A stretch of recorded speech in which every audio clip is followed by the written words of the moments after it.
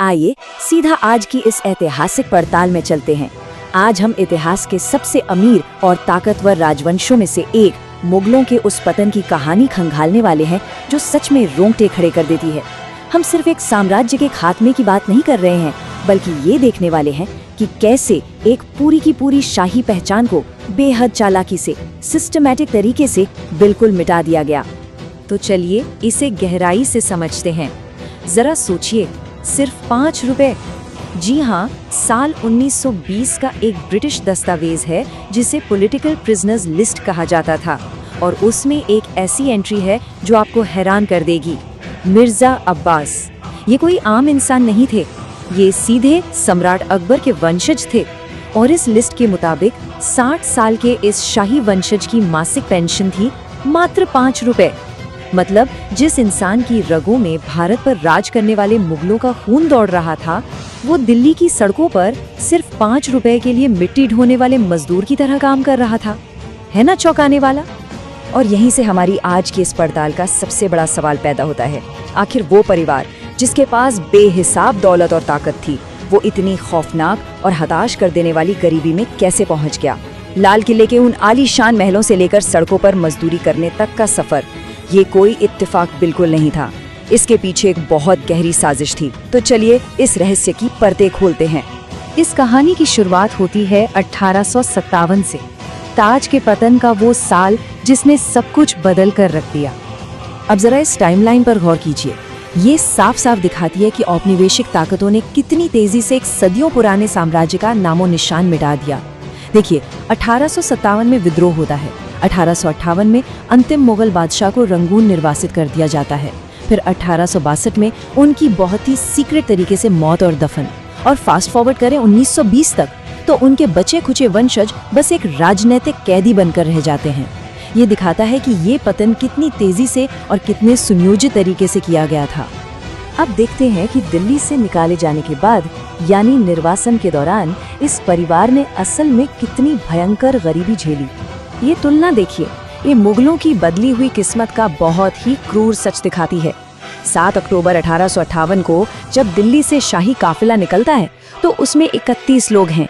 रानियों के लिए पालकियां हैं, हरम की औरतें और नौकर चाकर हैं। बाहर से देखने में ये किसी सम्राट की यात्रा जैसी ही लग रही थी, लेकिन जब वो अपनी मंजिल यानी रंगून पहुंचते हैं तो क्या होता है? उन्हें बर्मा की एक सैन्य छावनी के सिर्फ 2 छोटे तंग कमरों में ठूंस दिया जाता है। जरा सोचिए, विशाल महलों से निकलकर छोटे से तंबू और कमरों में कैद हो जाना, ये वाकई बहुत दर्दनाक बदलाव था। और ये जो आंकड़ा आप देख रहे हैं ना, ये हालात की गंभीरता को और भी साफ कर देता है। ब्रिटिश प्रशासन ने निर्वासन में रह रहे पूरे जीवित शाही परिवार के लिए, ध्यान दीजिएगा, पूरे परिवार के लिए हर दिन के खाने का बजट तय किया था सिर्फ 11 रुपए। वो परिवार जो कभी पूरे उपमहाद्वीप की इकोनॉमी चलाता था, वो अब अपने हर दिन के खाने के लिए सिर्फ और सिर्फ 11 रुपए पर मोहताज था। लेकिन ईमानदारी से कहें तो उन्हें बर्बाद करने वाली सिर्फ ब्रिटिश सरकार की पाबंदियां नहीं थीं। रिकॉर्ड साफ दिखाते हैं कि शाही परिवार के पास जो भी थोड़ी बहुत दौलत बची थी, वो उनके अपने आपसी झगड़ों और लतों में उड़ गईं। रानियों के बीच तीखी बहसें, नौकरों की रुकी हुई तनख्वाहें, और हाँ, सबसे बड़ी बात, राजकुमार जवां बख्त की वो महंगी पॉटर शराब की लत। उनकी बची खुची दौलत का एक बड़ा हिस्सा तो सिर्फ इसी लत को पूरा करने के लिए रिश्वत देने में पानी की तरह बह रहा था। तो इस तरह अंदरूनी कलह तो थी ही, लेकिन अंग्रेजों की तरफ से जो सिस्टमैटिक तरीके से उनकी पहचान मिटाने का काम हुआ, वो और भी खौफनाक था। यहाँ सबसे अहम बात ये समझने वाली है कि अंग्रेज उस शाही पहचान के हर एक निशान को मिटाने के लिए किस हद तक आक्रामक थे। एक बार जब रंगून के जेलर ने अपने किसी दस्तावेज में शाही परिवार का जिक्र किया, तो गवर्नर जनरल ने उसे बाकायदा फटकार लगाई। उनका सीधा निर्देश था कि पूर्व राजा या पूर्व शाही परिवार जैसे शब्दों का इस्तेमाल तुरंत बंद किया जाए। अंग्रेजों ने तय कर दिया था कि उन्हें अब आधिकारिक तौर पर सिर्फ और सिर्फ द दिल्ली स्टेट प्रिजनर्स यानी दिल्ली के राज्य कैदी ही कहा जाएगा। कोई शाही खिताब नहीं, कुछ नहीं। अब जरा नौकरशाही की इस क्रूर सटीकता को देखिए। उन्होंने एक बादशाह की कब्र तक को नहीं बख्शा। 7 नवंबर 1862 सुबह 5 बजे बहादुर शाह जफर का निधन होता है, और शाम 4 बजे तक उन्हें बेहद गुपचुप तरीके से दफना दिया जाता है। कोई तामझाम नहीं। कब्र को मिट्टी और घास डालकर बिल्कुल समतल कर दिया जाता है ताकि कोई निशान ही न बचे, और उसके चारों तरफ बांस की बाड़ लगा दी जाती है। ये सोचकर कि जब कुछ सालों में ये बांस सड़ जाएंगे तो वो जगह पूरी तरह से घास में मिल जाएगी। अंग्रेज हर हाल में ये पक्का करना चाहते थे कि भविष्य में उनका कोई स्मारक या दरगाह न बन पाए जहां उनके समर्थक कभी इकट्ठा हो सके। अब जो शाही परिवार के लोग बच गए थे, जिन्हें अपनी जान बचानी थी, उनका क्या हुआ? चलिए देखते हैं कि कैसे उन्हें अपना शाही खून छुपाना पड़ा। फांसी और मौत से बचने के लिए परिवार के बचे हुए सदस्यों को अपनी पहचान पूरी तरह से छुपानी पड़ी। किसी ने डर के मारे दाढ़ी मुंडवा ली, तो किसी ने अपना शाही सरनेम मिर्जा से बदलकर सीधा मिस्त्री कर लिया।